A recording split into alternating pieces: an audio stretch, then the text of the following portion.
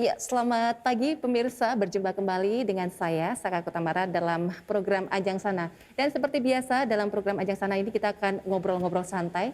Dan saya biasanya tidak sendirian, selalu bersama dengan para narasumber kita. Dan di sini, saya berdiri di sini, sudah ada bersama saya Bapak Aji Wartono yang merupakan Board Jogja Festival. Selamat pagi Selamat Bapak pagi, Mbak Aji. Saka. Sehat Bapak? Alhamdulillah. Semangat terus ya. Ya, harus. Ya, ada efek selama pandemi ini? Banyak sih. Baik, selaku Board Jogja Festival ini Pak Aji, Ya. tentunya banyak sekali kegiatan-kegiatan yang rencananya akan dilakukan, tapi banyak juga yang terpaksa akhirnya ditunda atau mungkin Ya. bahkan batal. Nah, Ya. dinamikanya bagaimana ini Pak? Boleh diceritakan? Ya, sebetulnya kan kita setahun yang lalu ya Iya. kita mulai mendengar kabar bahwa kita keterkena pandemi itu. Ya, teman-teman di festival atau penyelenggara event itu waktu awal pandemi belum ada bayangan bahwa kemudian akan membatalkan, atau kita masih berpositif thinking ya bahwa ini pandemi ini tidak terlalu berat dan sebagainya. Jadi waktu itu masih pada positive thinking, tapi kemudian dari waktu berjalan kemudian makin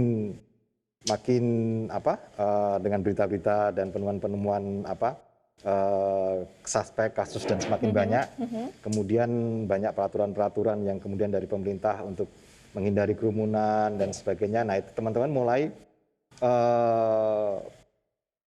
berpikir bahwa wah ini memang sesuatu yang tidak boleh dibuat main-main pandemi ini ya. Betul. Karena memang, akan ya, juga ada protokol kesehatan yang ada ketat protokol seperti kesehatan itu. dan sehingga kemudian teman-teman banyak yang kemudian merencanakan kembali ya apa yang harus dilakukan gitu ya, karena kemudian banyak event-event yang kemudian festival yang mengandalkan kerumunan. Ya. Jadi mereka mengandalkan crowd yang ada, kemudian mereka harus berinteraksi dengan masyarakat, mereka harus berinteraksi dengan penonton, kemudian mereka harus mendatangkan banyak kru, dan itu semuanya jelas potensi kerumunan. Tapi kemudian berjalannya waktu kemudian sebetulnya ada, dalam tanda kutip, ada hikmahnya juga gitu ya, bahwa kita kemudian kita lupa bahwa kita selama ini sudah memasuki dunia digital, dunia IT, dunia internet yang kemudian sebetulnya kita selalu menggunakan itu, tapi kita tidak sadar bahwa sebetulnya itu bisa digunakan. Nah, kemudian teman-teman yang saya senang di teman-teman di Jogja ya, terutama khususnya itu mereka adalah teman-teman yang kreatif gitu ya, karena di Jogja mereka selalu punya jalan keluar. Ini yang paling menyenangkan di Jogja. Efek kepepet ya Pak? Efek kepepet, tapi kemudian ya kita lupa itu, kemudian kita ingat bahwa ya kita sebenarnya bisa melakukan sesuatu yang lain, sehingga bahwa event itu tidak harus berhenti, event itu tidak harus mandek dan bisa dijalankan. Memang kemudian secara kreatif bisa disikapi, kemudian bisa dijalankan, tapi memang kemudian yang menjadi berat adalah pada saat itu teman-teman itu masalah pendanaan. Nah, itu yang bagaimana dengan pendanaannya? Nah, karena pendanaan kan biasanya setiap sponsor atau setiap pendukung stakeholder itu biasanya mereka bahwa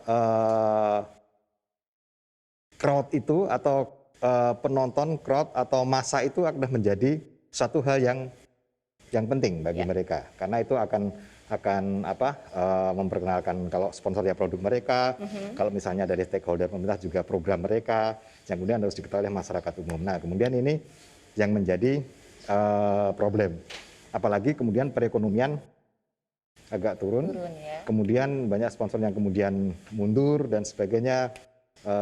Jadi kemudian teman-teman ya akhirnya ya udah kita sekarang dengan, kalau sekarang ada istilah daring dalam jaringan dan luring luar jaringan gitu. Jadi akhirnya daring ini ya kemudian menjadi panglima di tahun kemarin gitu ya.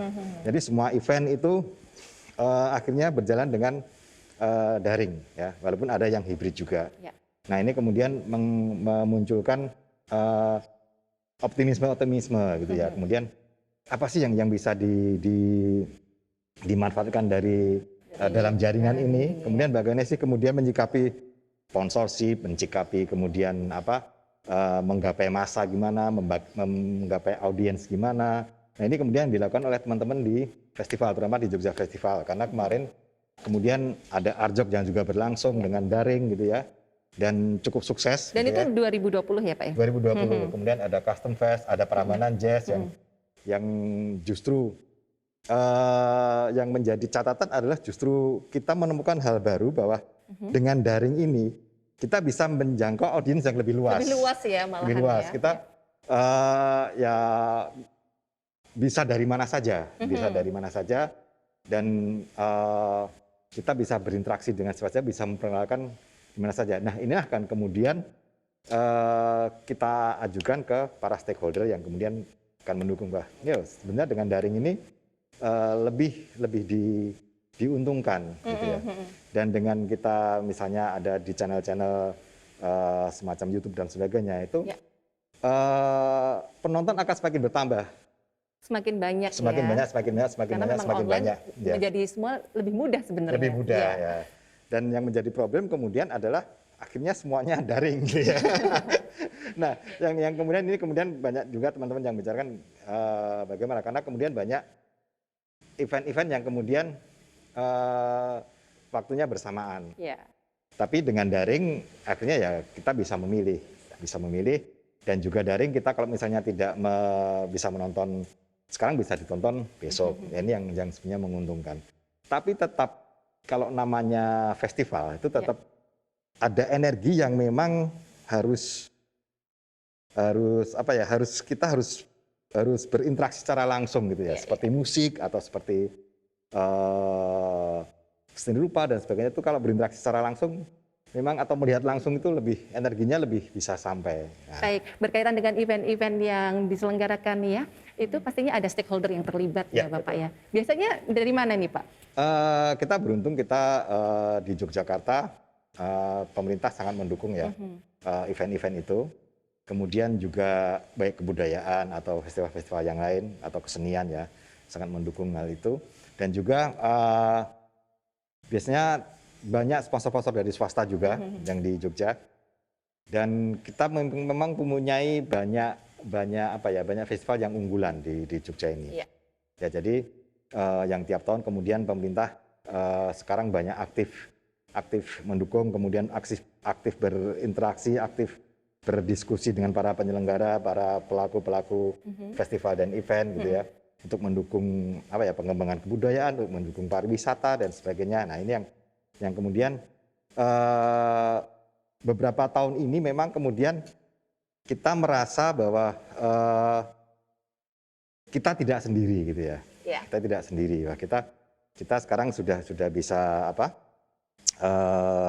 bersinergi gitu dengan pemerintah. Mungkin kalau beberapa tahun yang lalu mungkin banyak festival-festival juga yang masih merasa ini sendiri ini gimana sih? Tapi sekarang sinergi itu makin tampak. Jadi stakeholder itu makin tampak dan alhamdulillah bahwa kemudian ya bisa dikatakan Jogja kotanya festival, banyak event itu. Jadi kalau dengan event-event yang besar, kota festival ya gitu ya. Jadi ini ada hubungannya dengan Calendar of Event Jogja DIY tahun 2021.